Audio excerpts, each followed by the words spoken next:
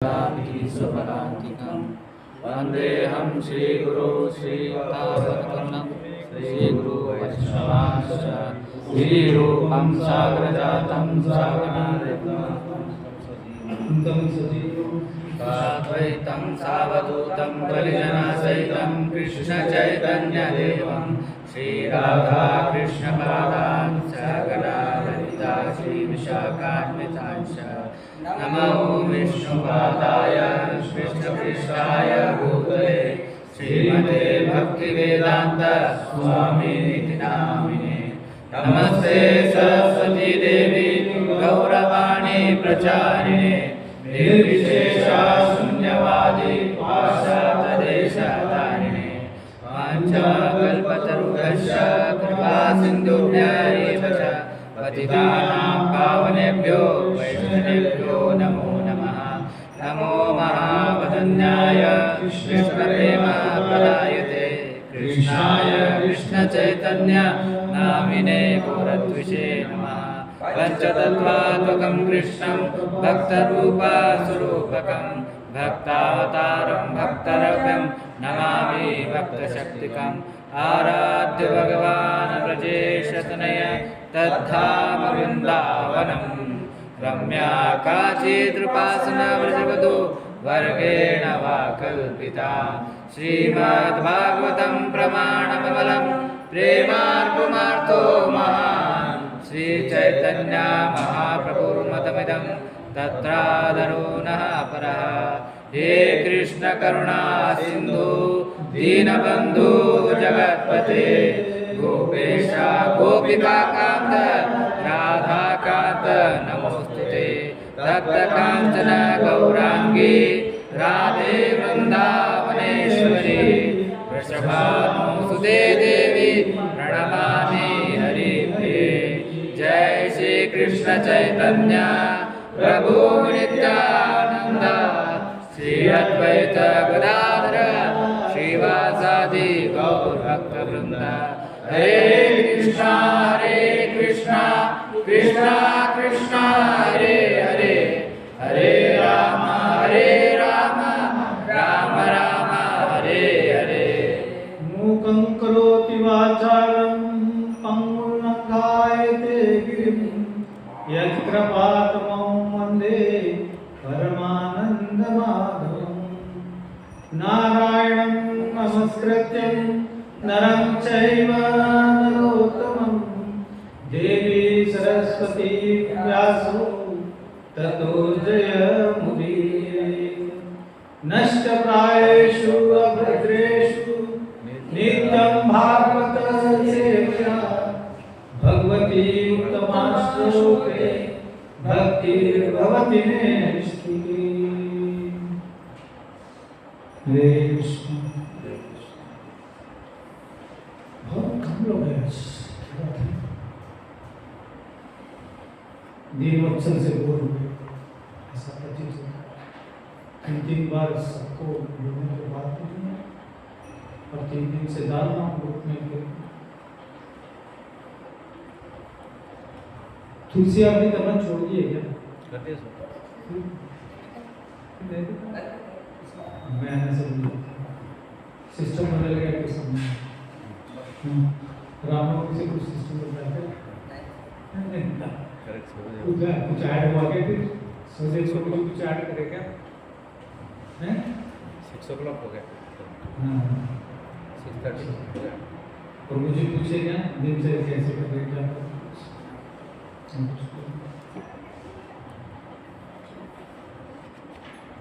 क्या हुआ उस दिन रामनवमी में क्या हुआ?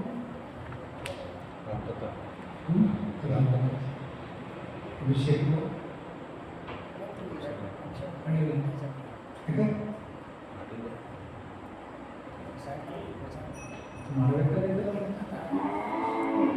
गोदोष ಮಾಡಿದೇವಲ್ಲ ಏನು ರಾಮನವಮಿ ಮಾಡಿಲ್ಲ ಅಭಿಷೇಕ ಮಾಡಿದೇವ ಮತ್ತೆ ಯಾಕೆ ಮಾಡ್ತೀವಿ ಅಭಿಷೇಕ ಮಾಡಬೇಕಾದ್ರೆ ಅಭಿಷೇಕ ಮಾಡಬೇಕಾದ್ರೆ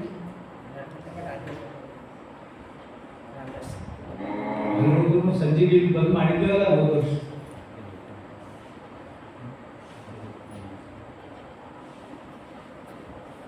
ಒಂದು ಸತ್ಯ ಶುರುವಾಗಿ ಶುರು ಹಿಡಿಬೇಕು ಕಂಟಿನ್ಯೂ ಮುಗಿದ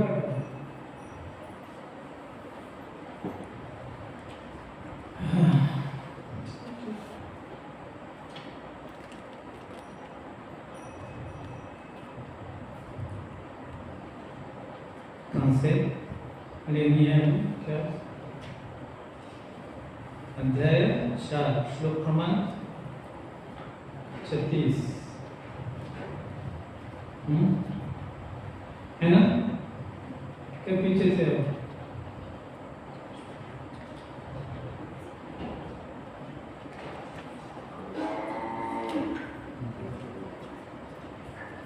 सर्वप्रथम दीक्षा गुरुपाद पद्मा परम पूज्य लोकनाथ महाराज के चरणों में दंडवत प्रणाम करते हुए यहाँ बैठे सभी लक्षबिंद के चरणों में मेरा दंडवत प्रणाम स्वीकार करें। हरे कृष्ण। श्लोक क्रमांक 36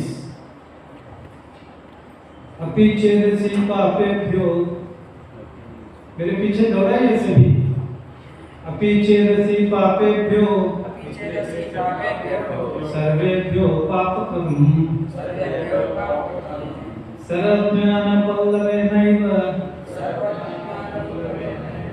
व्रजिनं सन्तरिष्यसि।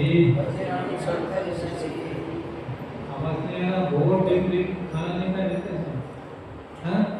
क्या भगवत गीता क्लास बुक नहीं है? बुक्स नहीं लाए क्या? वो प्रभु जी आपका बुक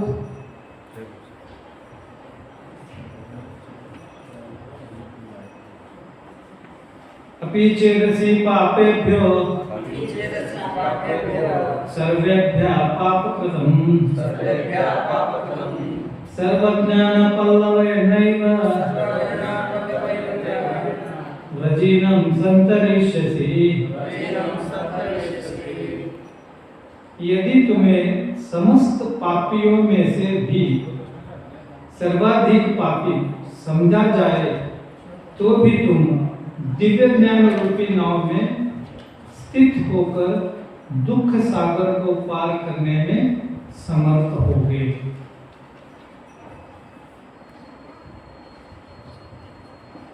यहाँ पर भगवान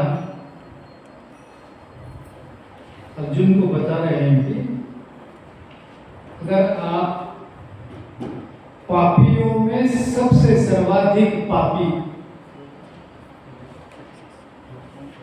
यदि तुम्हें समस्त पापियों में भी सर्वाधिक पापी समझा जाए, सर्वाधिक पापी मीन्स सबसे श्रेष्ठ पापी, अब उससे पापी और कोई नहीं है। जैसे हम बचपन में इंग्लिश के ग्रामर में पढ़ते थे, कुमुलेटिव, सुपरलेटिव और कौन सी की डिग्री है, 3 डिग्रीज पढ़ते थे, टॉल, टॉलर, टॉलेस्ट, हैं, गुड, बेटर, बेस्ट। तो बेस्ट से अच्छा कोई नहीं है ना, ऐसे पढ़े थे। वो डिग्रीज क्या थे मेरे को याद नहीं, इतना याद है सुपरलेटिव डिग्री सब में बड़ी डिग्री होती है, उसके आगे कोई डिग्री नहीं होती। बिग, बिगर, बिगेस्ट, ऐसा इंग्लिश ग्रामर में पढ़ते थे अपन। वैसे यहाँ पर कृष्ण भगवान बता रहे हैं कि पाप कृतं, श्लोक में बता रहे हैं अपि चेदसि पापेभ्यः सर्वेभ्यः पापकृतं। तो यहाँ पर 3 डिग्रीज बताते हैं भगवान। पाप कृतं, पाप कृतं मीन्स छोटा पापी। अगर 2 जन को ठहराया जाए, एक पापी छोटा पापी, एक मर्डर करने वाला और एक चोरी करने वाला, दोनों को ठहराए तो कैसा रहेगा? चोरी करने वाला छोटा पापी, मर्डर करने वाला बड़ा पापी। तो ऐसा यहाँ पर भगवान बता रहे कि पाप कृतं में छोटा पापी, और दूसरा कौन है? पाप कृत बोले तो छोटा पापी, पाप कृतं बोले तो दूसरा पापी जो मर्डर करने वाला है, बड़ा पापी। लेकिन यहाँ पर भगवान बता रहे हैं कि पाप कृतं बोले तो सब में बड़ा पापी, सब में बड़ा पापी कौन है अभी कलयुग में? टेररिस्ट। उसको किसी के आतंकवाद, उसको किसी की कुछ परवाह नहीं रहता, 100 लोगों का अटेंडेंस खत्म भी कर देता हूँ। अब उसे बढ़कर तो कौन सा पापी नहीं है यहाँ पर कलयुग में।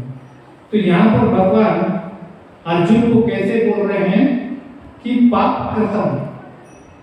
पाप कृतम मीन्स अगर तुम इतने बड़े पापी हो कि संसार में तुमसे कंपैरिजन ही नहीं कर सकते किसी से, तुमको ऐसे पापी अगर भी है तो भी आप इस,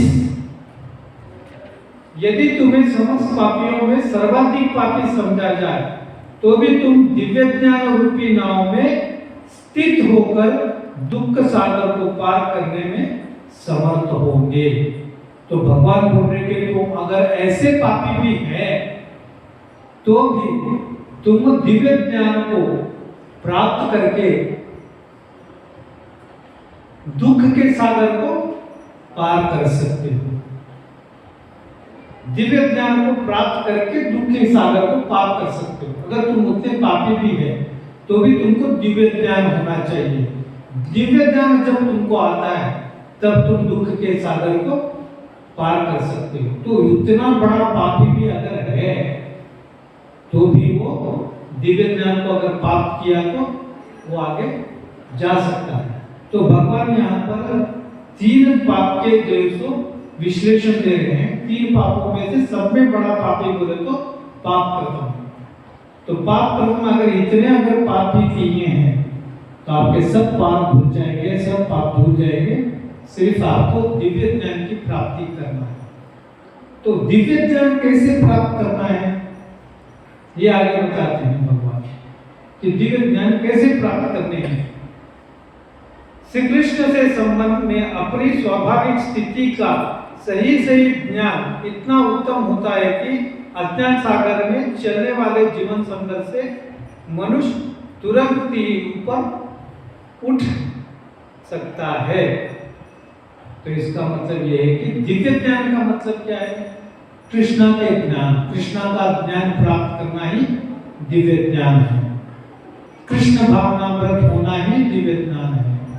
अगर कृष्ण का दिव्य ज्ञान आपको प्राप्त हुआ तो आप कितना क्यों नहीं दुख का सागर आपको आप पार कर सकते हो। अब वो दिव्य ज्ञान कैसे प्राप्त करना है? तो सिंपल सी बात है, शायद हरे कृष्णा एंड बी हैप्पी। हरे कृष्णा कृष्णा कृष्णा हरे हरे, हरे राम राम राम हरे हरे। बस इसका जाप करते रहना है, फिर अपने आप आपको दिव्य ज्ञान की तरफ आप अग्रसर होंगे बोलकर बता रहे हैं। यहाँ पर प्रभुपाद बोलते हैं यह भौतिक जगत कभी कभी अज्ञान सागर मान लिया जाता है तो भी जलता हुआ जंगल सागर में कोई कितना ही कुशल तैराक क्यों न हो, जीवन संघर्ष अत्यंत कठिन है। यदि कोई समर्था करने वाला को आगे बढ़कर समुद्र से निकाल लेता है तो भी वह स्वयं बड़ा रक्षक है। भगवान से प्राप्त पूर्ण ज्ञान मुक्ति का पथ है। कृष्ण भावनामृत की नई अत्यंत सुगम है किंतु उसी के साथ साथ अत्यंत उद्धार भी है।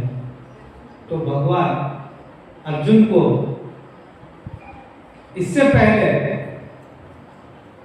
इसी अध्याय में भगवान क्या बताए थे उसको? दिव्य ज्ञान प्राप्त करने के लिए कहां भेजे थे भगवान? कौन से श्लोक में भेजे थे?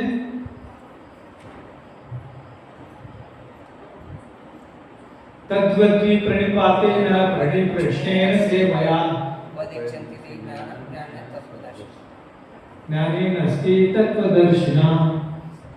तो गुरु के पास भेजे थे। किस लिए भेजे थे?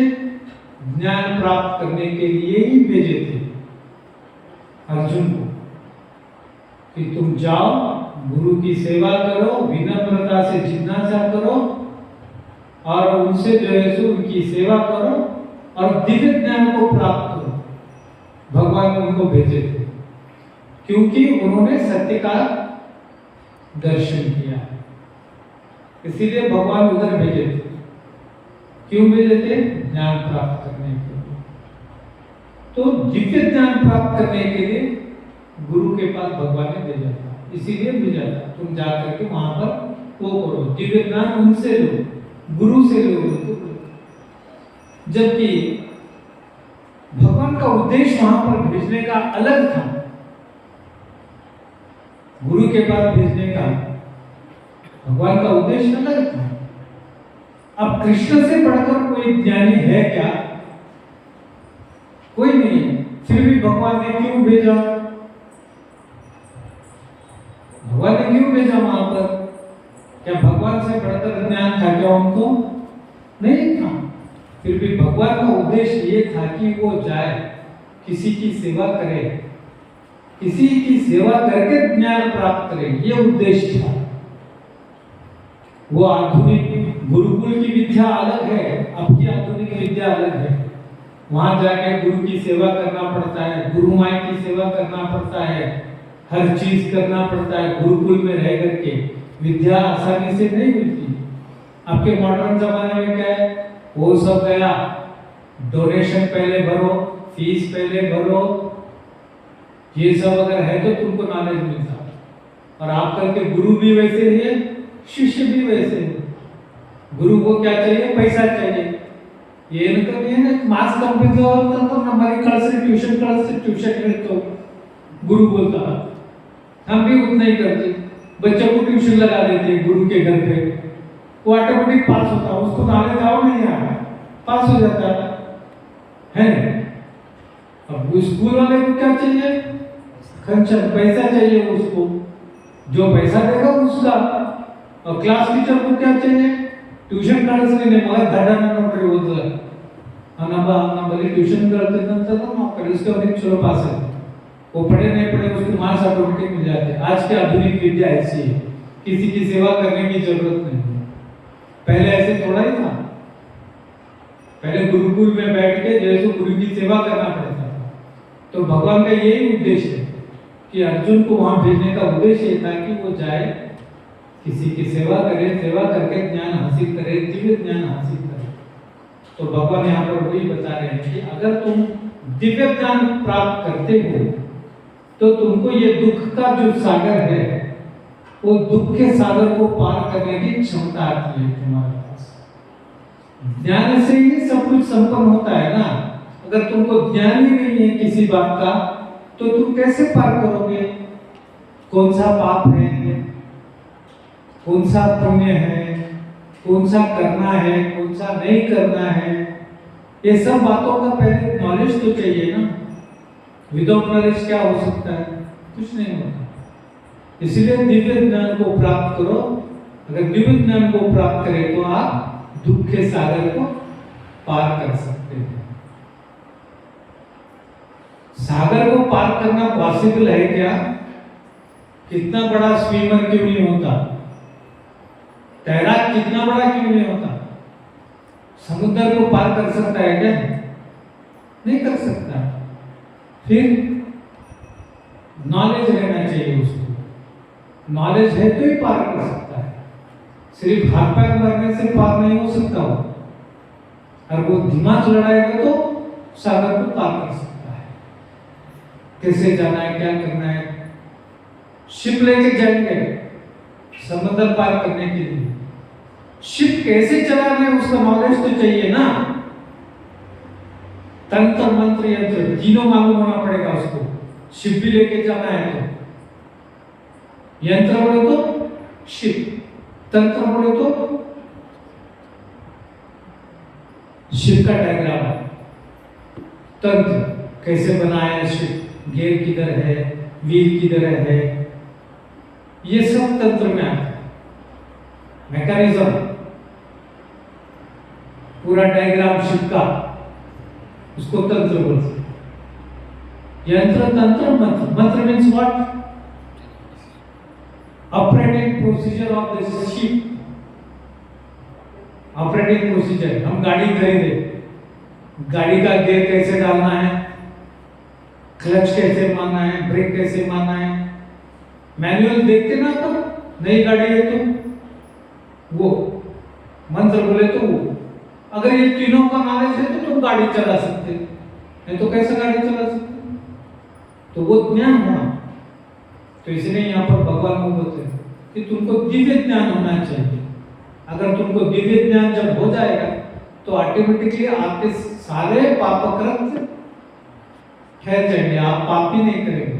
करने से पहले सोचेंगे ना, कृष्ण भावनामृत में आने से पहले सब जन मस्त प्याज खाते थे, लहसुन खाते थे, सब खाते थे। अब नहीं खा रहे, क्यों नहीं खा रहे? अब ज्ञान आ गया है तुमको, खाने से क्या होगा, किस लिए खाना नहीं, ये नॉलेज है। पहले नॉलेज नहीं था, सब गपचुप खाते थे। अब खाने से पहले सोचते, गपचुप वाले को बोलते भैया आप बगैर प्याज के थे, है ना, क्योंकि नॉलेज आ गया, दिव्य ज्ञान आ गया आपको। तो ऐसा नॉलेज आए तो ही हम दुख के सागर को पार कर सकते हैं, नहीं तो नहीं कर सकते। तो भगवान अर्जुन को वही समझा रहे हैं श्लोक में, अपिच्छेदसि पापेभ्यो सर्वेभ्यो पापकृतं सर्वज्ञान ज्ञान पल्लवैनैव प्रजिन्नं संतरिष्यसि। 90वें अध्याय के 31वें श्लोक में भी भगवान ने ऐसी बातें अन्य भाव से अपने भजन करने वाले के लिए कहा है। देखो अध्याय 30वें 31वें का 90वें अध्याय के 30वें 31वें श्लोक में भी यही बोले थे भगवान। 90वें अध्याय क्या बोले देखो, 9वां अध्याय 30 and 31 9th 30वां श्लोक, अपि चेतुषु दुराचारे भजन्ते मामन्यभाग साधुरेव स मत्तं समगतिवसितो हिस। यदि कोई जघन्य से जघन्य कर्म करता है किंतु यदि वह भक्ति में रत रहता है तो उसे साधु मानना चाहिए, क्योंकि अपने संकल्प में अडिग रहता है। तो ये बोल रहे कृष्ण भावनामृत में भी अगर वो हमेशा तत्पर है, जब करते रहता है, चार नियमों का पालन करता है, सभी सब करता है, फिर भी वो उससे कोई जघन्य अपराध हो गया तो भी उसको साधु मानना चाहिए। 30वें श्लोक में भगवान बता रहे हैं, क्षिप्रम भवति धर्मात्मा स्वस्थ शांति निगच्छति कौन्तेय प्रतिजानीहि न मे भक्त प्रणश्यति। वह तुरंत धर्मात्मा बन जाता है और स्थायी शांति को प्राप्त होता है। हे कुंती पुत्र, निडर होकर घोषणा कर दो कि मेरे भक्त का कभी विनाश नहीं होता है। तो भगवान भी यही श्लोक में भी वही बता रहे हैं कि अगर वो हमेशा चैंटिंग करते रहता है, चार नियमों का पालन करते रहता है, हमेशा कृष्ण भावनामृत में रत है, तो भी अगर उससे कोई गलती हो जाए तो भी वो साधु मानकर ही चलना चाहिए उसको, क्योंकि भौतिक प्रकृति के गुणों से सभी रत है, कोई छूटे नहीं है उसको। तो एक गलती हो जाती है उससे, फिर भी उसको साधु ही मानना चाहिए, ऐसे भगवान बताते हैं। नेक्स्ट श्लोक,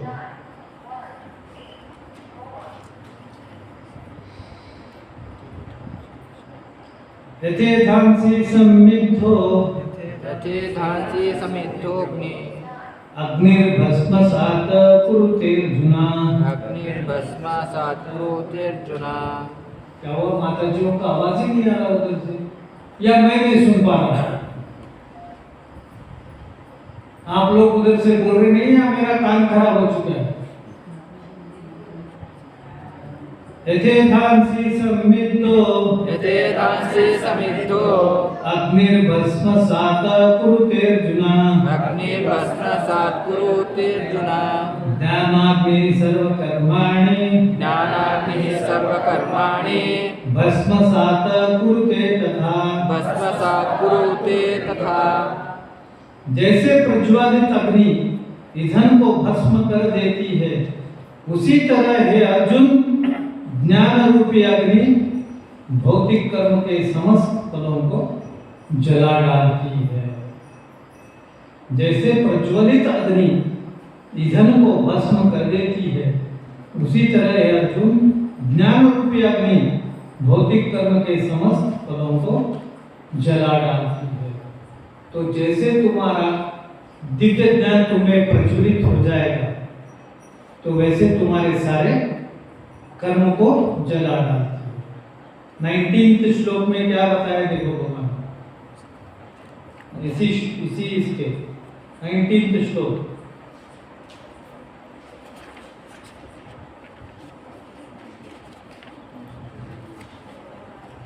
तस्माद् सत्तः सततं कार्यं कर्म समाचरः असक्तो आचरण कर्म। 19वें श्लोक अध्याय सततं कार्यं कर्म समाचरः असक्तो आचरण कर्म।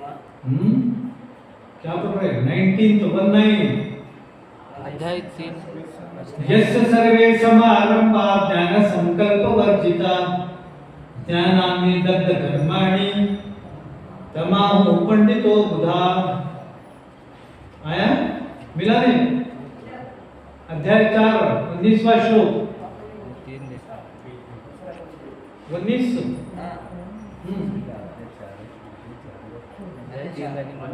अध्याय 4 19वां श्लोक। इसी अध्याय का बोल रहा हूँ ना मैं प्रभु जी, फिर कौन सा 19 को गए तुम? हैं? तीसरा अध्याय क्यों है? मैं इसी अध्याय का बोल रहा हूँ। यस्य सर्वे समारंभा ज्ञान संकल्प वर्जिता ज्ञानाग्नि दग्ध कर्माणि तमाहु पंडितो बुधा। तो इसमें भी वही बोल रहे हैं, ज्ञानाग्नि दग्ध कर्माणि, जैसे ज्ञान हो गया आपको तो आपके सारे के सारे कर्म जल जाएंगे। ज्ञानाग्नि दग्ध कर्माणि, दग्ध मीन्स खत्म, तुम्हारे सारे पाप कर्म पूरे जल जाएंगे। ऐसी ये दिव्य ज्ञान है। ये दिव्य ज्ञान को जैसे प्रज्वलित हो जाएगा वैसे तुम्हारा सारा कर्म चले जाएगा। 100 साल से एक कमरा बंद है या एक जंगल है, घना जंगल है जिसमें कोई दिया नहीं है, अगर उसमें जाकर के तुमने एक दिया लगा दिए तो क्या हो जाएगा? सारा प्रकाश ही प्रकाश हो जाएगा ना। तो वैसे अगर आपका दिव्य ज्ञान प्रज्वल हो गया तो आपके सारे के सारे कर्म दूर हो जाएंगे। जैसे जंगल का पूरा जो है सो अंधकार मिट जाएगा उस दिया के प्रकाश से, वैसे तुम्हारे में दिव्य ज्ञान आ गए तो सारे के सारे कर्म चल जाएंगे।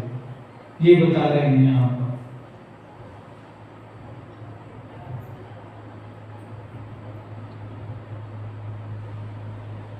आत्मा तथा परमात्मा संबंधी पूर्ण ज्ञान तथा उनके संबंध की तुलना यहाँ अग्नि से की गई है। यह अग्नि न केवल समस्त पाप कर्मों के फलों को जला देती है, अपितु पुण्य कर्म के फलों को भी भस्मसात करने वाली है। देखो दोनों भी चले जाते हैं। प्रभुपाद बता रहे हैं कि दिव्य ज्ञान आए तो पाप के कर्म भी चले जाते, पुण्य के कर्म भी चले जाते, दोनों भी चले जाते। फिर अगर दोनों भी चले गए तो फिर बचा क्या? कुछ भी नहीं बचा। फिर आप शून्य हो जाते, दोनों चले गए।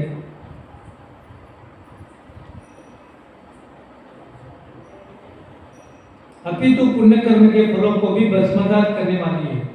कर्म फल की कई अवस्थाएं हैं, शुभारंभ, बीज, संचित आदि, किंतु जीव का स्वरूप का ज्ञान होने पर सब कुछ भस्म हो जाता है, चाहे वह पूर्ववर्ती हो या परवर्ती।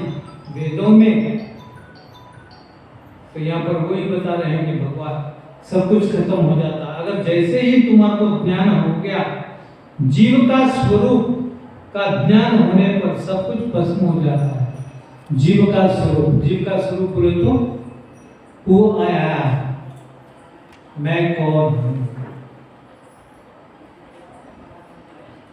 मैं कौन हूं, फर्स्ट आना चाहिए ना। तू आया, मैं आत्मा हूं या शरीर, जीवे रे सदा होए कृष्ण रे दास।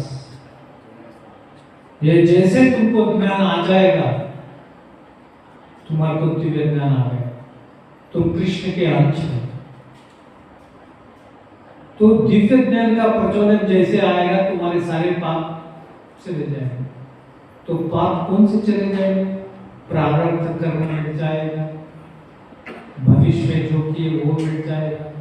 प्रारब्ध को कर्म कौन सा बड़ा नहीं है। प्रारब्ध कर्म क्या है? ನಮ್ಮ ಪ್ರಾರಬ್ಧರಿ ನಮಗೆ ಹೀಗೆದ ಹೀಗೆದು ಇದೇ ಭೋಗಿಸ್ಬೇಕು ನಮ್ಮ प्रारब्ध। व्हाट इज मीन बाय प्रारब्ध? क्या है प्रारब्ध? कोई भगवान है? नहीं। फिर क्या है प्रारब्ध? पिछले जन्म में किए गए पाप कर्म या पुण्य कर्म, जो भी बोलो वो है।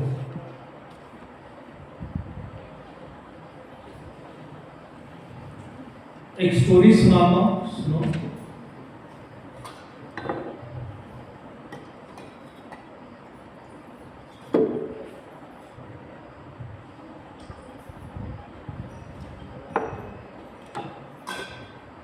दो बचपन के दोस्त थे,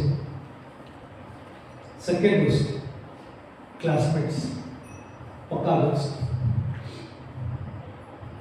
एक बड़ा ही धार्मिक और बहुत और एक उतना ही नास्तिक। तो नास्तिक ऐसा था कि उसने ऐसा कोई कर्म नहीं किया, कोई पाप नहीं किया, ऐसा नहीं था। और वो इस जन्म में आया तो वो जैसे जैसे पाप करता चला गया तो भी उसको कुछ कम नहीं हो रहा था।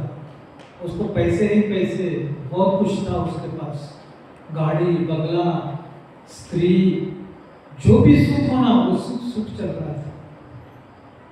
और ये जो रिलीजियस था, बड़ा दरिद्री, हमेशा खाने पीने को महंगा रहता था, फटे कपड़े, पुराने कपड़े उपड़े पहन के जिंदगी गुजर रही थी ऐसे तैसे। तो एक दिन दोनों का मिलन हुआ, दोनों दोस्तों का। दोनों दोस्त मिले, करे हाँ कैसे क्या है, ठीक है। वो बुला रहे, क्या देख मैं कितने शान में हूँ, मेरे पास वो है, बंगला है, गाड़ी है, वो ना दुनिया का सब ब्रांड शराब है मेरे पास, वो सही है भाई। अब दोनों मिले, बात हुई, तू क्या दरिद्रता भोगा कर रहा है? ठीक ठीक है बोले, बात करें। फिर वो उसका रास्ता वो पकड़ा, इसका रास्ता ये पकड़ा।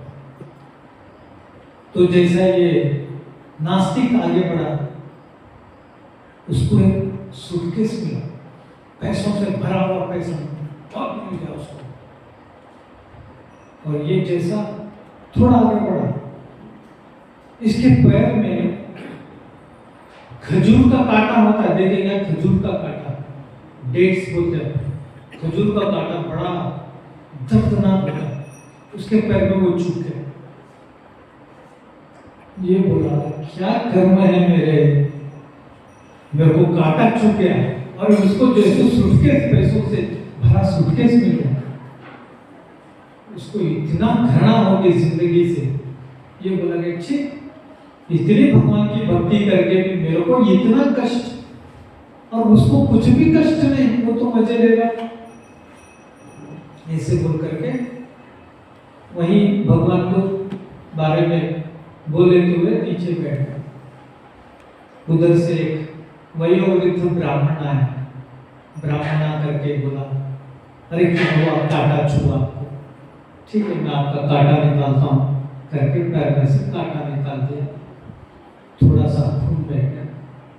तो राधे राधे, अरे राधे राधे का नाम मत ले, राधे राधे का नाम लेकर के मैं यहाँ तक आया, खाने को बराबर नहीं मिला, कहीं का राधा कहीं का राधे, चल ऐसा प्रभु क्या प्रभु जी मेरे को समझा रहा था, उनका नाम लेकर के तो मैं यहाँ तक ऐसा इतना दरिद्र था, ऐसे नहीं प्रभु जी।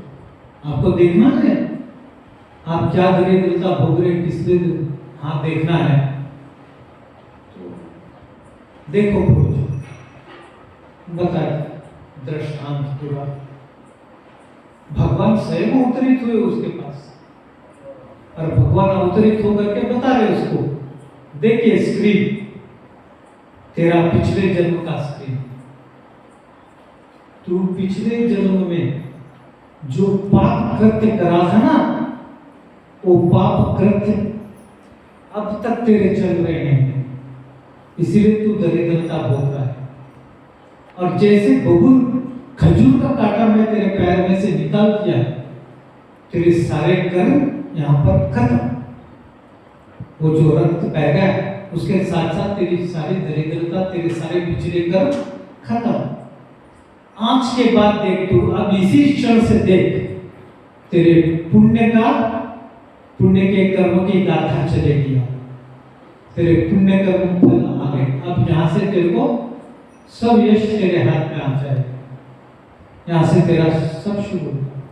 और वो तेरे दोस्त की बात कर रहा है ना, वो तेरे दोस्त का अब तक जो चला उसके पुण्य कर्म के फल से, और इस जन्म में उसने पुण्य के कर्म भोग लिया, और इस जन्म में जो भी करा वो पूरे पाप कृत्य कर रहा है। पिछले जन्म का पाप और इस जन्म का पाप अब मिल गए। अब यहां से उसकी गाथा शुरू होगी। अब देखना, विद इन शॉर्ट पीरियड वो इतनी दरिद्रता भोगेगा कि उसको एक वक्त की रोटी भी नसीब नहीं होगी, भूखा मरेगा। और तू पिछला अच्छा और आपका ये दोनों जब मिल गए ना, तो तू राजा बनेगा, वो कुछ नहीं बनेगा।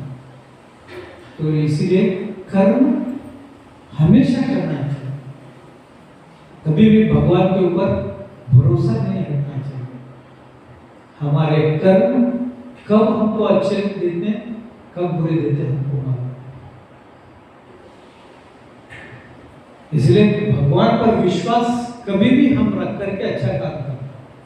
हमको फल नहीं मिल रहा, हमको वो नहीं मिल रहा, हमको ये नहीं मिल रहा, ये कभी नहीं बोलना। कब हमारा कर्म फल शुरू होगा हमको नहीं मालूम।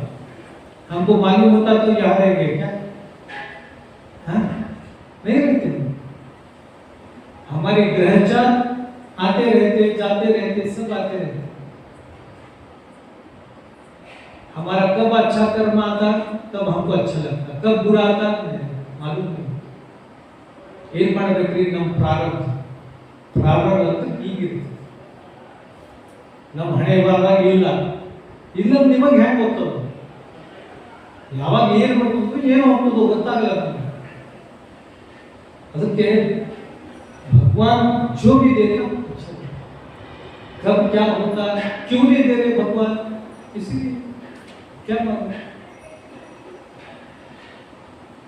एक बड़े तपस्वी थे जिनका नाम था विद्यारण्य। बड़े तपस्वी थे विद्यारण्य, ब्राह्मण थे विद्यारण्य। माता पिता का इलाज करने के लिए पैसे चाहिए थे, पैसे गरीब थे। तो माँ गायत्री का उपासक थे, उपास करें, पुरस्चरण करते गए, गायत्री मंत्र का पुरस्चरण करते गए। 24 लाख गायत्री जब होती है तब एक पुरस्चरण कहा जाता है उसको। तो एक पुरस्चरण करे, 2 पुरस्चरण करे, 3 पुरस्चरण करे, माता गायत्री प्रगति नहीं हुई। इतने में उनके माता पिताजी दोनों चल बस स्वर्गवास हो गए। अब वो निराश हो गए। प्रभु जी बोले कुछ मजा नहीं अब संसार, चलो संन्यास ले लेते। संन्यास ले लिए।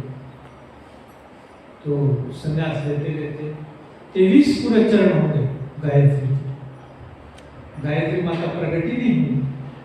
23 पुरस्चरण जब कंप्लीट हो गए, 24वें पुरस्चरण बैठ रहे थे विद्यारण्य जी, गायत्री प्रकट बोली मांगो क्या मांगना चाहे। विद्यारण्य जी बोले आप क्या मांगो तुझसे? 23 पुरस्कार मिल चुका, मेरे माता पिता गुजर गए, स्वर्गवास हो गया, उनके स्वास्थ्य के लिए मेरे को पैसा चाहिए था। अभी तो मैं संन्यास ले चुका, मेरा माता पिता भी स्वर्ग सुधर गए, अब तेरे को लेके मैं क्या करूं? तू तब क्यों नहीं है? तो मां गायत्री बोली प्रभु जी 23 कर्म तो तुम्हारे पिछले जन्म के ऐसे थे कि मैं नहीं आ सकी, तुम्हारे दुष्कर्म थे और उस दुष्कर्म का तुमको पाप फल भोगना ही था, तो मैं कैसे आती? तुमने 23 पुरस्कार कंप्लीट किए, तुम्हारे पूरे पाप चले गए, पूरे दग्ध हो गए पूरे पाप। अब तुम 24 को बैठ रहे हैं, अब तुम्हारा पुण्य कर्म शुरू हो रहा है, इसलिए पुण्य कर्म के लिए नहीं आए। तो बोलने का तात्पर्य यह है कि हमारे कर्म क्या है पिछले हमको नहीं मालूम, हम क्यों दरिद्रता भोग रहे हमको नहीं मालूम। शायद हो सकता है हमारे पिछले कर्म है जिसकी वजह से हम भोग रहे, और पिछले कर्म तो हमको छोड़ेंगे नहीं, वही है हमारा प्राप्त। पितामह भीष्म को नहीं छूटा, 100 जन्म पीछे गए तो तब उनको कहीं जाके उनको दिखा, उनका पूरा करें, है ना? जो बाणों की शैया पर क्यों लेटे पितामह भीष्म? उनके कर्मों के हिसाब से लेटे ना, नहीं तो क्यों लेटना पड़ता था? बाणों के शैया पर लेटे लेटे वो 100 साल पीछे जाके देखे तो उनको वहां पर मिला उनका पूरा कर्म। तो हम तो क्या है, हम किस स्थिति में? तो कर्म किसी को छोड़ता नहीं। बस एक स्टोरी क्या और सुन।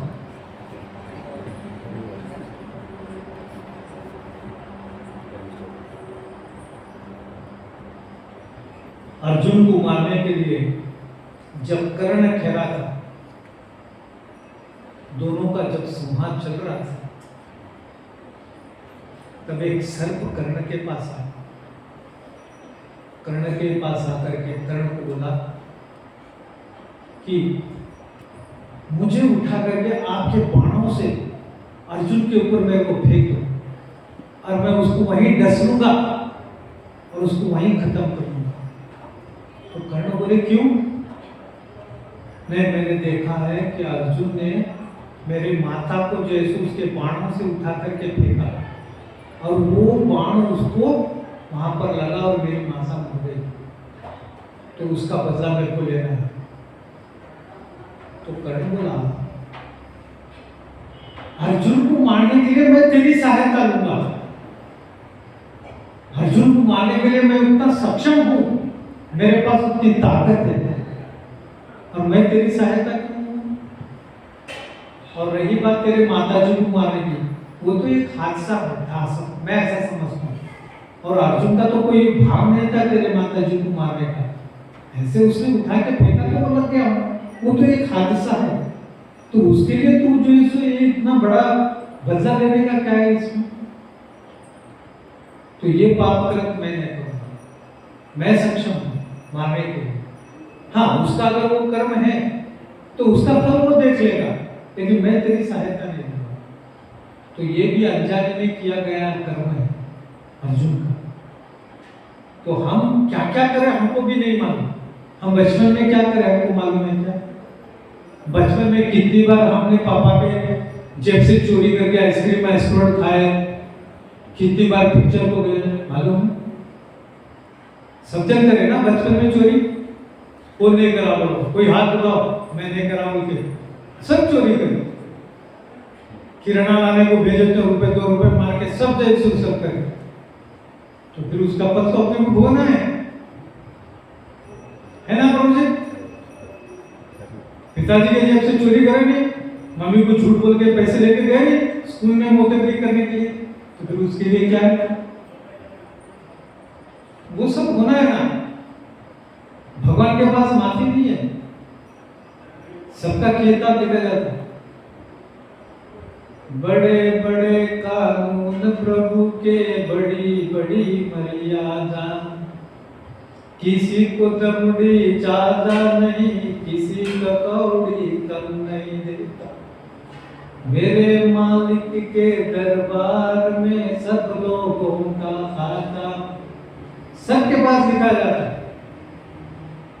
सबके कर्म के हिसाब लिखा जाता है, किसी के पास कुछ छुटकारा नहीं होता, सबको। चलो नेक्स्ट हो ना।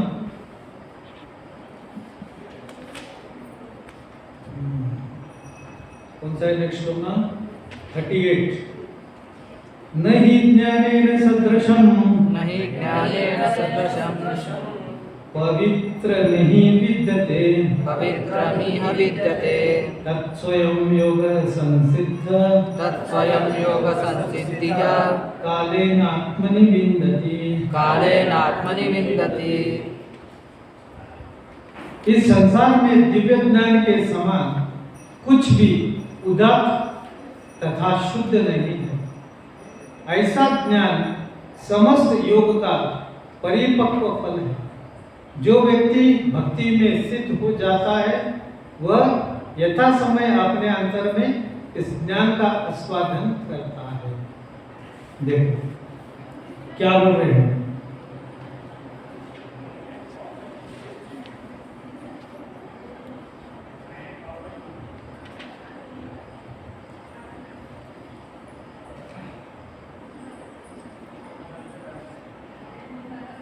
जब हम दिव्य ज्ञान की बात करते हैं तो हमारा प्रयोजन आध्यात्मिक ज्ञान से होता है।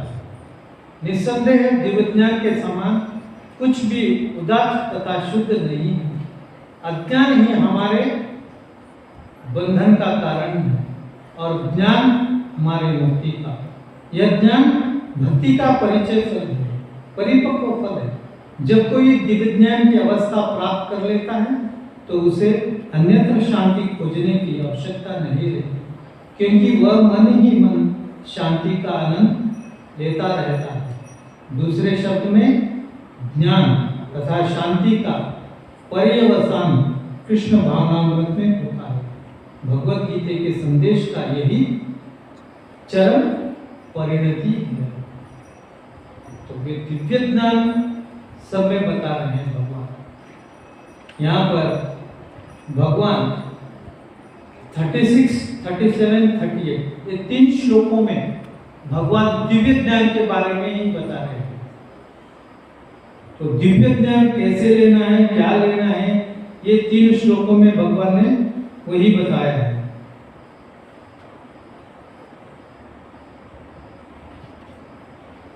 योग सिद्धम, यहाँ पर एक शब्द भगवान ने बताया है कि योग सिद्धम। योग सिद्धम का मतलब यहां पर यह है जिसका कर्मयोग सिद्ध हो गया, अर्थात कर्मयोग का अनुष्ठान सांगोपांग पूर्ण हो गया, उस महापुरुष को यहाँ योग सिद्धित कहा गया है। तो जिसका दिव्य ज्ञान जिसको मिल गया है उसको योग सिद्धि कहा गया है। तो ये योग सिद्धि कर लेना ही सब में दिव्य ज्ञान है। तो भगवान इसी अध्याय के 6ठे अध्याय के 4थे श्लोक में उसकी योगारूढ़ बता रहे हैं। 6ठे अध्याय का 4था श्लोक देखो क्या बोल रहे हैं भगवान। 6ठे अध्याय का 4था श्लोक।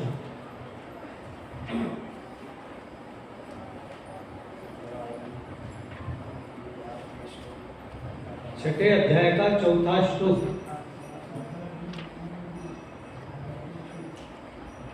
पढ़ो प्रभु, कोई तो पढ़ो।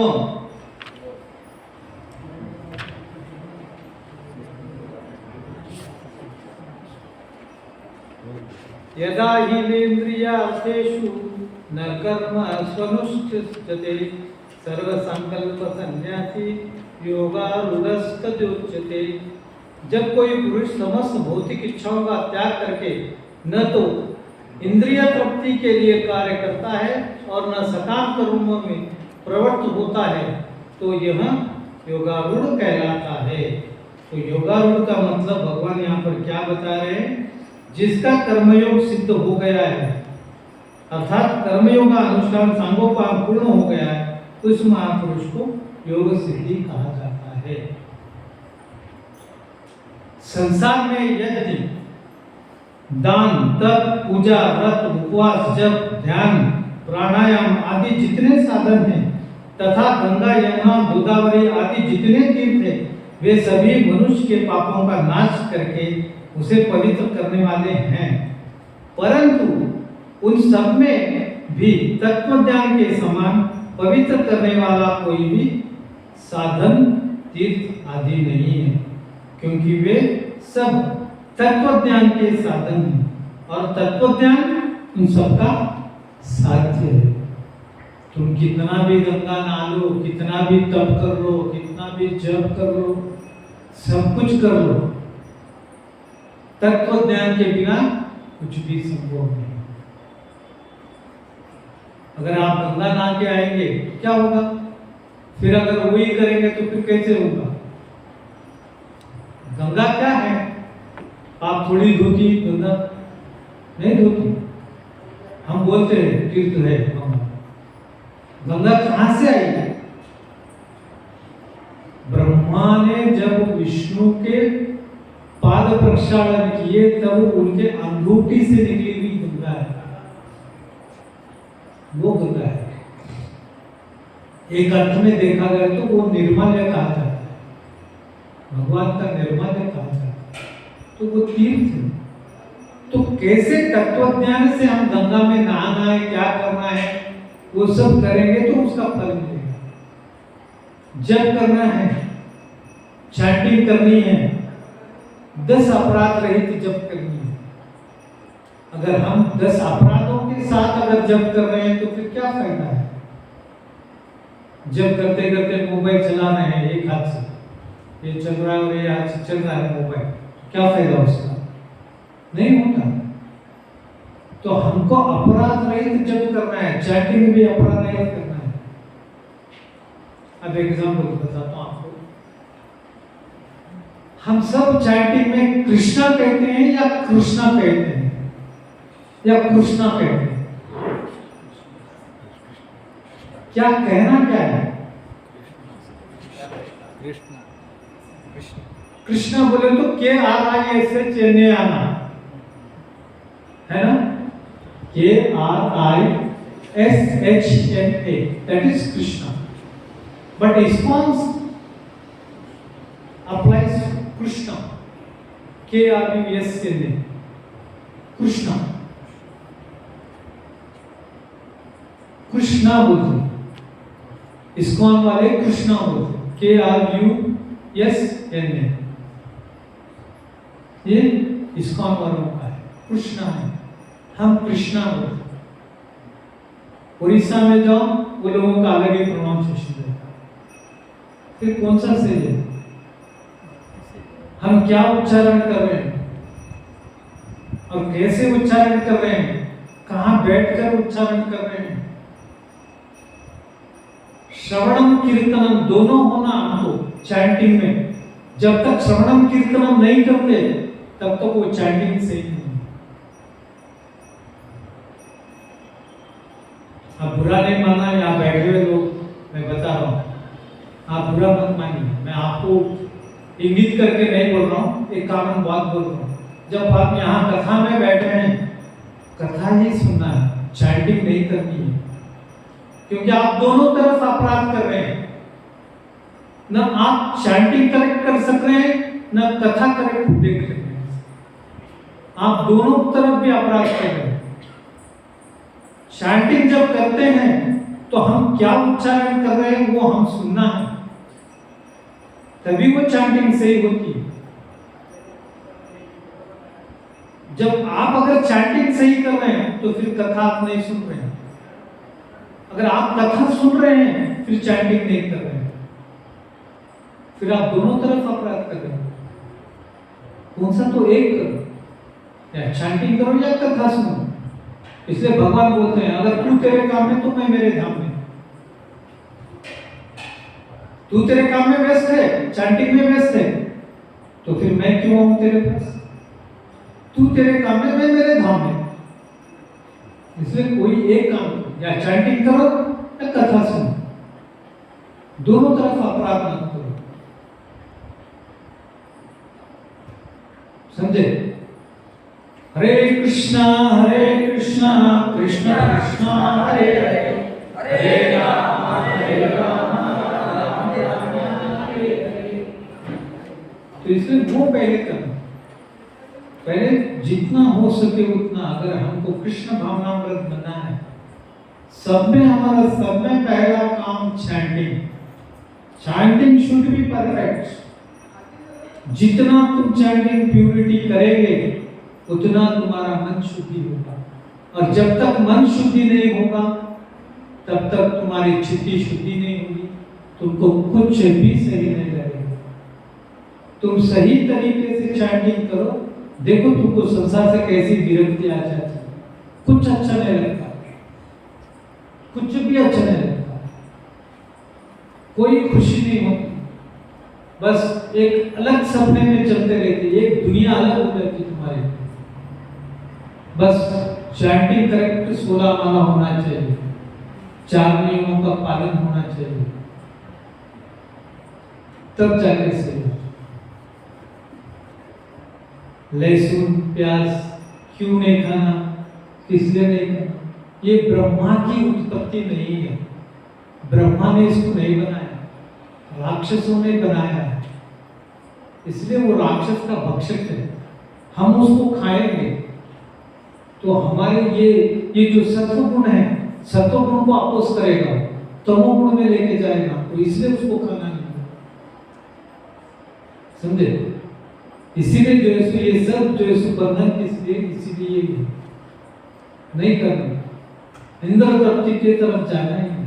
अगर समझो तुम्हारा मन इंद्र तृप्ति की तरफ जा रहा है बार बार, तो समझो तुम्हारी साधना करेक्ट नहीं हो रही। और साधना करेक्ट है तुम्हारी तो बराबर तुम्हारे मन में दूसरा कोई इंद्र तृप्ति आएगी नहीं।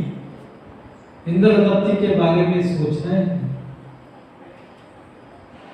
माता जी लोगों को अगर हम देखेंगे, भोग की वासना से देखेंगे तो वो पाप, माता जी को माता जी समझकर चलेंगे तो वो पाप नहीं होगा। भोग का विषय समझना ही नहीं है मां, तो इसलिए हम माता जी क्यों कहते हैं? उसने कहते बड़े से बड़े वेद पंडित लोग जो बिल्कुल वेद में प्रवीण हैं, वो लोग माता जी का नमस्कार स्वीकार नहीं करते, माता जी का दंडवत प्रणाम स्वीकार ही नहीं करते। नो, नहीं, आप माता है, आप लोगों से हम आए, आप हमको दंडवत प्रणाम नहीं करते, वो स्वीकार नहीं करते, वो भाव होता है। तो ऐसे हमारी चैंटिंग जितनी शुद्ध है उतना हमको जैसो मन प्रसन्न है। और मन प्रसन्न कैसे होना चाहिए?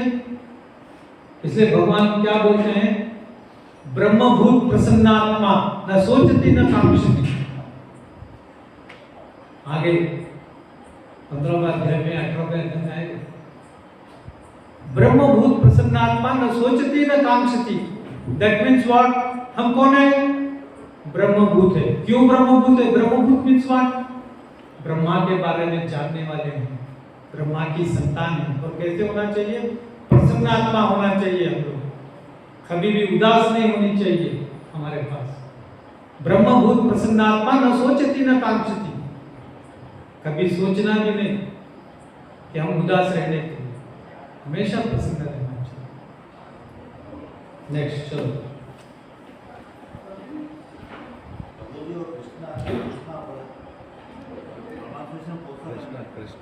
वही तो बोल रहा हूं आपको, कृष्णा, KRUSNA, कृष्णा। क्री नहीं, फिर उसमें क्री नहीं करना, क्रू, कृष्णा।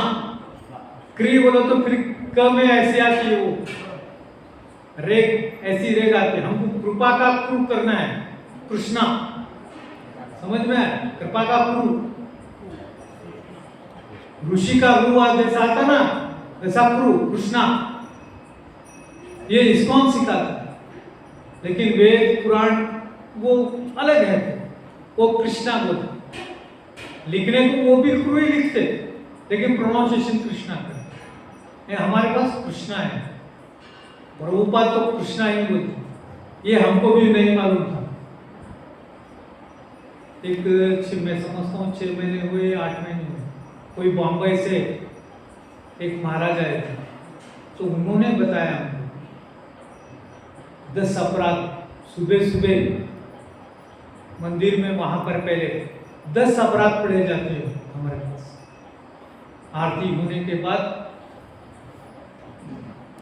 10 अपराध पहले पढ़े जाते हैं कि क्या क्या है। डेली का है वो 10 अपराध एक बार पढ़ना है।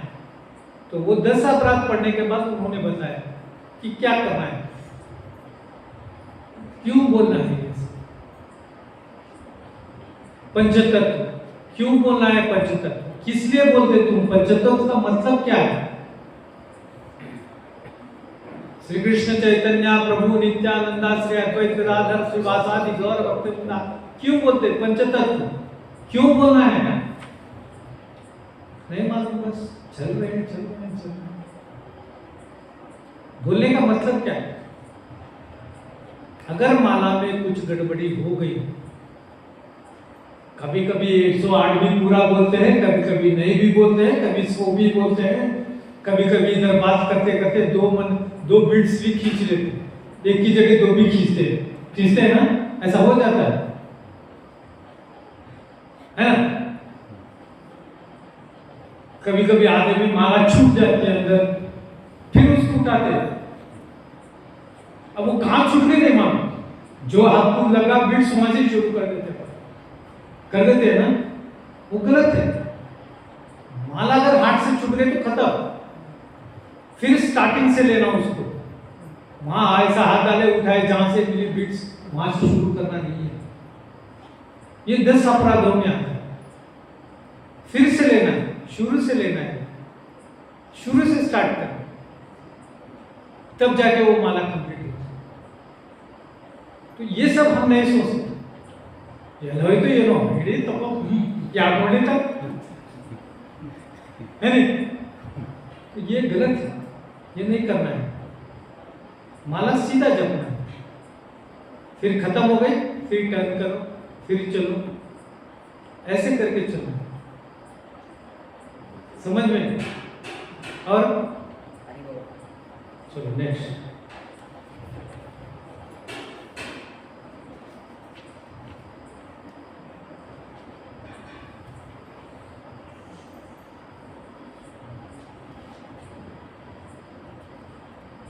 थर्टी हो गया शायद ना, नहीं ज्ञाने सदृशं पवित्रमिह विद्यते तत्स्वयं योग संसिद्धं कालेन आत्मनि विन्दते। देखो, तत्स्वयं योग सिद्धं कालेन आत्मनि विन्दते। भगवान यहाँ बता रहे हैं कि अगर दिव्य ज्ञान प्रभु, मैं तो तेरे को भेजा गुरु के पास, तद्विधि प्रणिपातेन प्रणिप्रश्नेन सेवया उपक्षेयन्ति ते ज्ञानम ज्ञानानस्ति तत्त्वदर्शन। जाकर के गुरु के पास ज्ञान ले बोला, लेकिन आप खुद गुरु के पास नहीं जाते हुए भी तू खुद जो है सो ज्ञान दे सकता है। अर्जुन बता रहे भगवान, तत्स्वयं योग सिद्धम कालेनात्मनि विन्दते।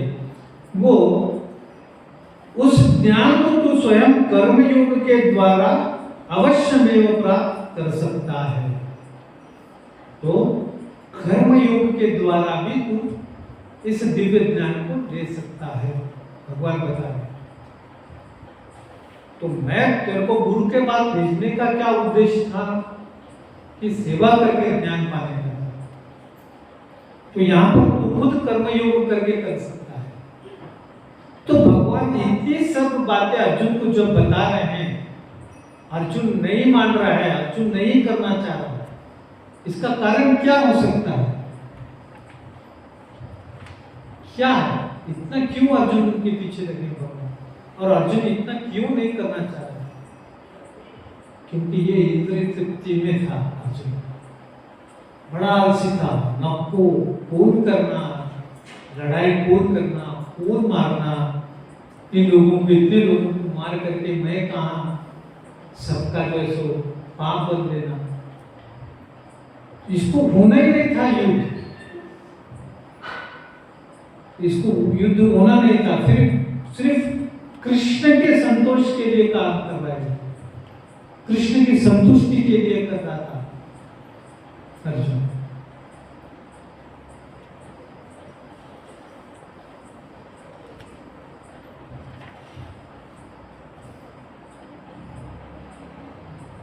अपवित्रता संसार के संबंध से आती है। तत्वज्ञान होने पर जब संसार का अत्यंत अभाव हो जाता है तब अपवित्रता रहने का प्रश्न ही पैदा नहीं होती। इसलिए ज्ञान में किंचित मात्र भी अपवित्रता जड़ता विकार नहीं है।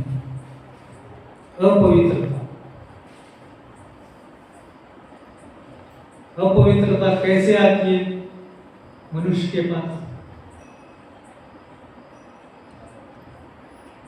अपवित्रता संसार के संबंध से आता है।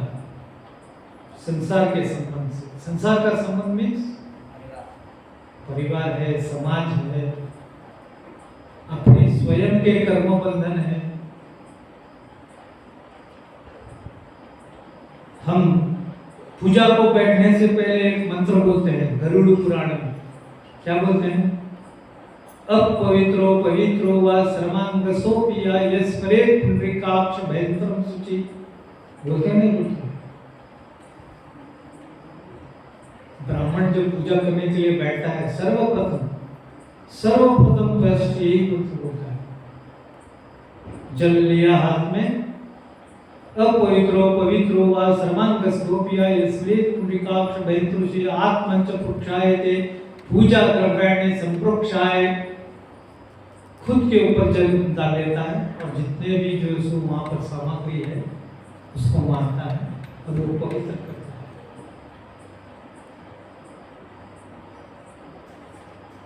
ये हम जब पूजा को बैठते हैं की बात है। और जब हम पूजा नहीं करते फिर भी हमको हमेशा पवित्र रहना है। कैसे रहेंगे? प्रभु जी लोग ध्यान से सुना, कैसे रहेंगे? हमको पवित्र रहना, हमेशा पवित्र रहना। पॉसिबल है हमसे? रह सकते हैं? क्या करना है पवित्र रहने?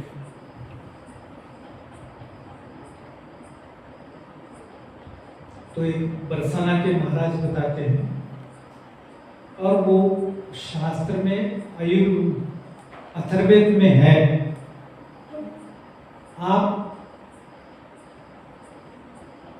एक नंबर को जब जाकर के आते हैं, पैर धोना है, समय पैर, हाथ धोना है, पैर धोना है, और 3 बार आचमन करना है। आचमन करना है तो नीचे बैठ के नहीं, अब ऑफिस में है नहीं होता, तो आचमन करना है। क्या आचमन करना है? एक बार पानी पियो, 2 बार पियो, तीसरी बार केशव माधव नारायण गोविंद, पैर धो, ये आचमन। माता जी लोगों को भी अगर पवित्र रहना है तो ये कर सकते हैं। तो ये शास्त्र में बताया गया हमको पवित्र रहना है। तो अगर पवित्र रहना है तो फिर तो कोई रोक नहीं सकता। कृष्ण भावनामृत में बताना तो है ये सब बताना है। रहना है तो रहना है, नहीं रहना है तो कौन देखेगा, कौन पूछेगा? कोई नहीं पूछेगा। तो इसीलिए यहाँ पर यही बताते हैं अपवित्रता कहाँ से आती है? संसार के संबंधों से आती है। संसार के संबंध। अब जाते हैं आपको मालूम नहीं बाहर कौन कैसा है, क्या है, कुछ है मालूम नहीं। घर को आने के बाद स्नान करना। प्रभुपाद बताते हैं कि 3 बार स्नान करना चाहिए। वैष्णव एडिकेट्स कोर्स करेंगे तो उसमें बताया गया है कि 3 बार स्नान करना, बट पॉसिबल नहीं है हम लोगों को। 2 बार तो कर सकते हैं, सुबह में तो करते हैं। जब ऑफिस और सब अपना काम वाम करके जब घर को आते हैं तो स्नान वान करके जो शुद्ध तो हो सकते हैं, इसमें क्या प्रॉब्लम है? पर ये हमारा आलस है, हम नहीं करते। कौन कर रहा है? आए सोफे पे बैठ के बीवी को हाथ मारे, पानी लाओ, चाय लाओ, बस थक गए हम। चाय पिए, पानी पिए, खुश हो। कौन उठना, कौन स्नान करना? आलस। यही तमोगुण है। तमोगुण मीन्स व्हाट? आलस। शुद्धि होनी चाहिए। चलिए नेक्स्ट श्लोक। श्रद्धावल्लभते ज्ञानम तत्परस्यतेन्द्रिया ज्ञानं लब्धा परा शांति मचिरेणाधिगच्छति श्रद्धावल्लभते ज्ञानं तत्परस्यतेन्द्रिया ज्ञानं लब्धा परा शांति मचिरेणाधिगच्छति।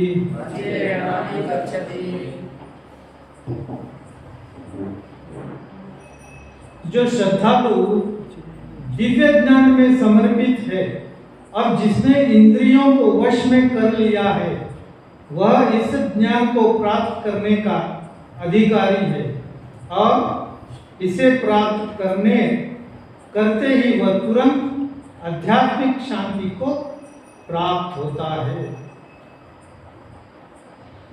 जो श्रद्धालु दिव्य ज्ञान में समर्पित है और जिसने इंद्रियों को वश में कर लिया है वह इस ज्ञान को प्राप्त करने का अधिकारी है और इसे प्राप्त करते ही वह तुरंत आध्यात्मिक शांति को प्राप्त होता है। देखो भगवान एक कंडीशन लगा दी है ना, जो श्रद्धालु दिव्य ज्ञान को समर्पित है जिसने इंद्रियों को वश में कर लिया है। अब तक पवित्र बोले कुछ ही बोले भगवान है, अभी जैसे यहाँ पे क्या बोल रहे इंद्रियों को वश में करो बोले। जिसने इंद्रियों को वश में कर लिया है उसने दिव्य प्राप्त का अधिकारी है।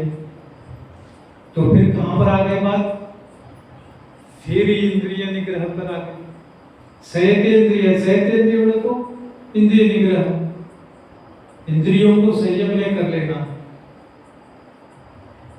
और ये सब कहां से होता है इंद्रियों को कर लेने का, तो इसका बेसिक ही कृष्ण भावनामृत क्या सिखाता है, यही सिखाता है। इंद्र तक छोड़ना है, इंद्रिय निग्रह करना है, मन को वश में करना है, कैसे करना है, क्या करना है, यही सिखाता है इसको। यहाँ पर क्या बोल रहे, श्रद्धावान लभते ज्ञान। अब श्रद्धावान लभते ज्ञान बोल तो श्रद्धा होनी चाहिए। श्रद्धा का डेफिनेशन क्या है बोलो, श्रद्धा का डेफिनेशन क्या है।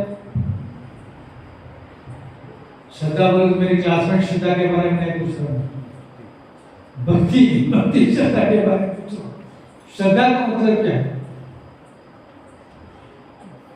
श्रद्धा किसको बोलते, विश्वास। फिर कैसा होना चाहिए, विश्वास अलग है, श्रद्धा अलग है। श्रद्धा का मतलब अलग है, विश्वास अलग है। मुझे पूरा विश्वास है ये जाके उसको मार के आएगा, लेकिन विश्वास है मेरा, वो कर सकता है। मेरी श्रद्धा है उसके ऊपर, व्हाट इट मीन्स, भक्ति है, मेरी श्रद्धा है उसके ऊपर। श्रद्धा का मतलब क्या है, यहाँ पर डेफिनेशन क्या बोल रहे हैं कि एक परमात्मा की सत्ता को ही मानना श्रद्धा है। ऐसी श्रद्धा होने पर तत्काल ज्ञान हो जाता है। परमात्मा की सत्ता ही सही है, बाकी सत्ता मिथ्या है। ऐसी श्रद्धा, अब हम यहाँ बैठे हैं, मैं बोल रहा हूँ भगवान है, तुम बोल रहे हैं भगवान नहीं है। फोटो है, मैं बोल रहा हूँ नहीं है, ये मेरी श्रद्धा है। आपकी श्रद्धा नहीं है उसमें, तो वो है श्रद्धा है। आप कुछ भी मत करो, भगवान को पाना है आपको, तो श्रद्धा तो होनी चाहिए भगवान के बारे में। अगर श्रद्धा ही नहीं है तो फिर भगवान को कैसे पाएंगे, है ना। एक धनी ब्राह्मण था, उसके पास पैसे बहुत था, तो उसके 2 बच्चे थे, 2 बेटे थे, और 2 बेटे बाप को नहीं मानते थे। बाप की बातों को नहीं मानते थे वो दोनों लड़के।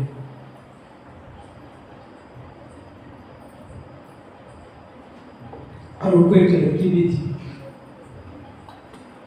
अब उनका मन हुआ तीर्थ यात्रा करना है। कैसे तीर्थ यात्रा करेंगे? लड़के तो लेकर के नहीं जाते। तो फिर उन्होंने क्या किया, एक निर्धन ब्राह्मण को ढूंढा और बोला कि मुझे तीर्थ यात्रा करा के लो, मैं तुमको कुछ धनराशि दूंगा। तो वो निर्धन ब्राह्मण लड़का, जवान लड़का लेकर के गया, इनको तीर्थ यात्रा सब कराया। वृंदावन पहुंचे, बांके बिहारी के पास पहुंचे। तो बांके बिहारी के पास जाने के बाद ये जो वयोवृद्ध ब्राह्मण था ये बहुत खुश हो गया, बोला कि तुम मेरे को तीर्थ यात्रा करा, ये सब कराए। मैं गोपाल जी के आगे शपथ लेके कहता हूं कि मैं तुमसे बहुत खुश हूं और तुमको धन दूंगा और मेरी कन्या भी दे करके तुम्हारा ब्याह कर दूंगा। तो वो बोला, जवान ब्राह्मण बोला, मेरे को वचन देने से पहले सोचा करो कि घर जाने के बाद कहीं मुकर न जाओगे। आपके दो बड़े बड़े जवान बेटे हैं, क्या आपकी बात मानेंगे? तो बोला, मैं गोपाल जी की कसम लेके बोल रहा हूँ, आपको दे दूंगा, लड़की दूंगा, कुछ धन भी दूंगा। तो फिर वहां से आए, वृंदावन से आए, घर को आए। घर को आने के बाद दो बेटे तो कैसे हैं, ये बात नहीं मानते, कुछ ना, बूढ़ा सटिया गया, कुछ भी बोलता, इन्हें क्या देता, तेरी औकात है मेरे बहन को कर लेने की। ये जवान आदमी को गुस्से में आ रहे। तो वो बोला, नहीं, इन्होंने गोपाल जी के आगे जो शपथ लिया है कन्या देने का और धन देने का, ऐसे कैसे होता? तो उसने पंचायत बुलाया, सब गांव के पंचायत आ गए, आके बैठ करके बोले, नहीं, अब इन्होंने बोला है, इन्होंने वादा किया, ये सिर्फ आप दो प्रमाण है, किसी के आगे बुलाया क्या? तो ये जो नौजवान बोला, नहीं, ये गोपाल जी के आगे बोले हैं। गोपाल जी के आगे बोले तो ठीक है ना। फिर पंचायत बोला, ठीक है, गोपाल जी आने दो, तुम्हारे गोपाल जी के लेके आओ मेरे पास। अगर गोपाल जी बोलते हैं कि ये हमारे आगे बोला है तो हम लड़की देंगे। तो कैसे नहीं हो सकता, गोपाल जी तो आएंगे। तो ये छोड़ा सबको और ये नौजवान ब्राह्मण फिर वृंदावन आ गया। फिर वृंदावन आया, जब तक वृंदावन को आया कबाड़ बंद हो चुके थे, मंदिर के सब कुछ बंद हो चुका था। अब अरे अब क्या करें? तो जोर से धक्का मारा किवाड़ पे, बोला, गोपाल जी ऐसे ऐसे हमारे वहां पर शर्त लगी है और आपको आना है, आपको साक्ष्य देना है। तो गोपाल जी बोले, अरे मूर्ति कैसे चल सकती है? तुम यहाँ करके यहाँ पर जिद कर रहे हो, मूर्ति कैसे चल सकती है? अंदर से किवाड़ में से आवाज है, हाँ ये फंस गया। अब ये नौजवान ब्राह्मण बोला, गोपाल जी आप बात कर सकते हैं, मूर्ति है तो बात कर सकती है, तो मूर्ति चल क्यों नहीं सकती? मूर्ति बात कर सकती है तो चल क्यों नहीं सकती? मूर्ति को चलना भी पड़ेगा।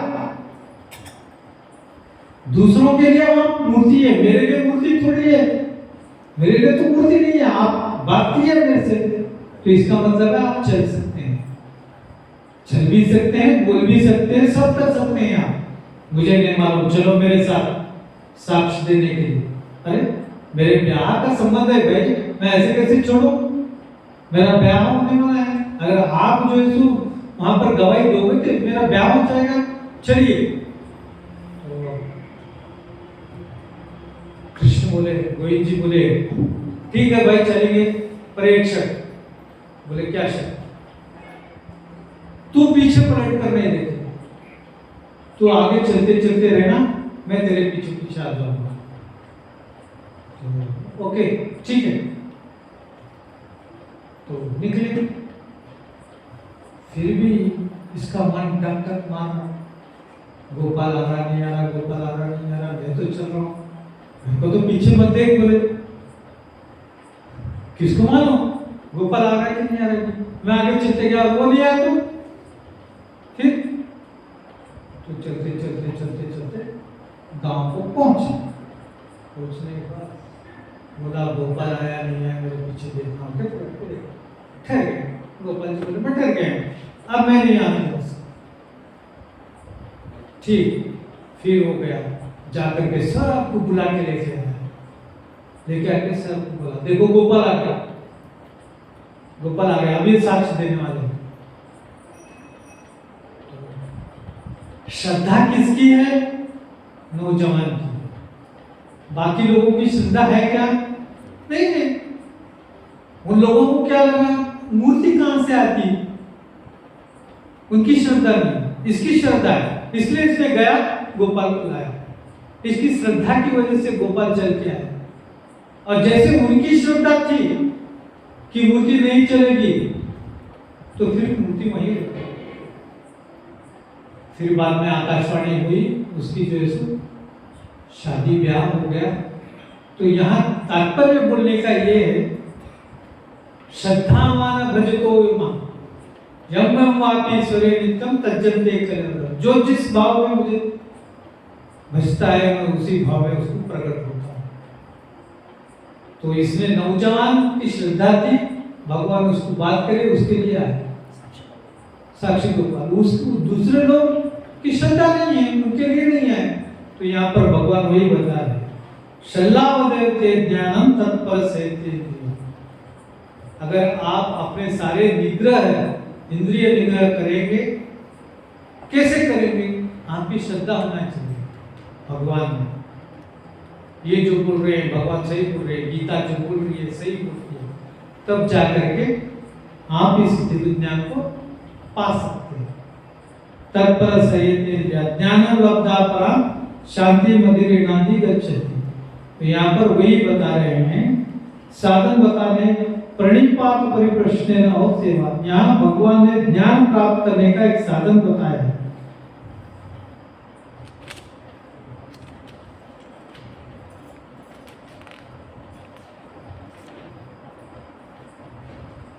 किसी का कोई प्रश्न?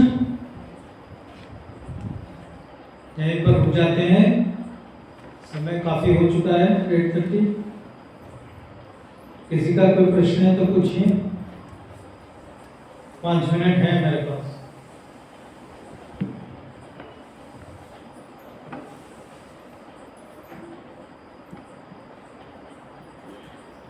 वांछा कल्पतरो वैश्य कृपा सिंधु एव च पतितानां पावनेभ्यो वैष्णवेभ्यो नमः। श्रीमद् भगवद गीता ग्रंथ की जय। श्रील प्रभुपाद की जय।